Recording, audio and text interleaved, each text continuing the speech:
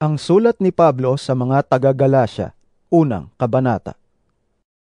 Mula kay Pablo na hinirang na apostol, hindi ng tao o sa pamamagitan ng tao, kundi ni Hesukristo at ng Diyos Ama na muling bumuhay kay Jesus, at mula sa lahat ng mga kapatid na kasama ko, pagbati sa mga iglesia sa Galasya.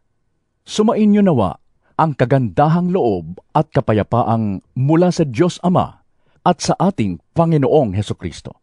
Inialay ni Hesukristo ang kanyang sarili para sa ating kasalanan, ayon sa kalooban ng ating Diyos Ama, upang mahango tayo sa kasamaang naghahari ngayon sa sanlibutan ito.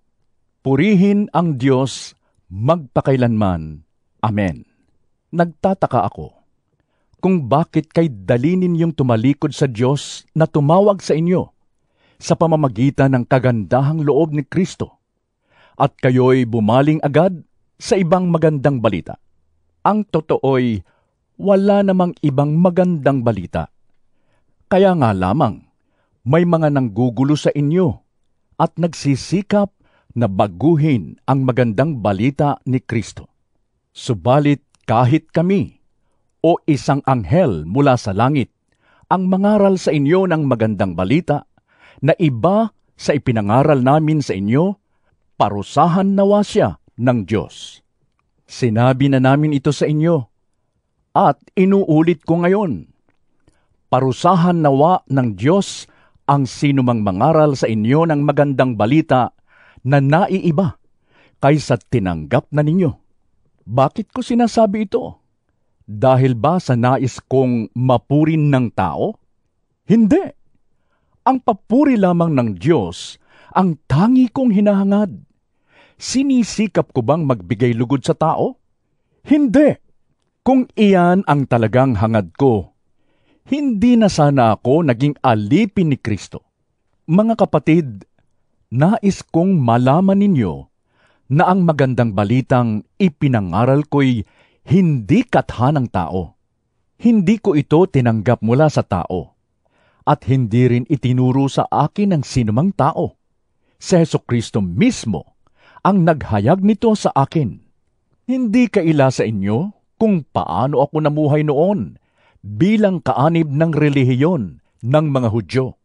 Walang awa kong inusig ang iglesia ng Diyos at sinikap na ito'y wasakin. Sa relihiyon ng mga Hudyo, nahigitan ko ang maraming kasing edad ko, at ako'y lubhang masugid sa kaugalian ng aming mga ninuno. Ngunit dahil sa kagandahang loob ng Diyos, pinili niya ako bago pa ako ipanganak at tinawag upang maglingkod sa Kanya. Nang minabuti niyang ihayag sa akin ang Kanyang anak upang maipangaral ko siya sa mga hintil, hindi ako sumangguni sa sinumang tao. Ni hindi rin ako nagpunta sa Jerusalem upang makipagkita sa mga apostol na nauna sa akin. Sa halip, nagpunta ako sa Arabia at pagkatapos ay bumalik ako sa Damasco. Pagkaraan ng 3 taon, pumunta ako sa Jerusalem upang makipag-usap kay Pedro at 15 araw kaming nagkasama.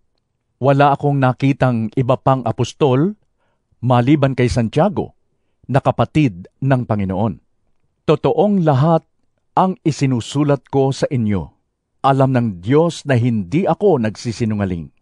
Pagkatapos, pumunta ako sa ilang lugar sa Syria at sa Cilicia. Hindi pa ako kilala noon ng mga mananampalataya kay Kristo na nasa Judea. Nakarating lamang sa kanila ang ganitong balita, ang dating umuusig sa atin ay nangangaral na ngayon ng pananampalatayang dati sinikap niyang wasakin. Kaya't nagpuri sila sa Diyos dahil sa akin.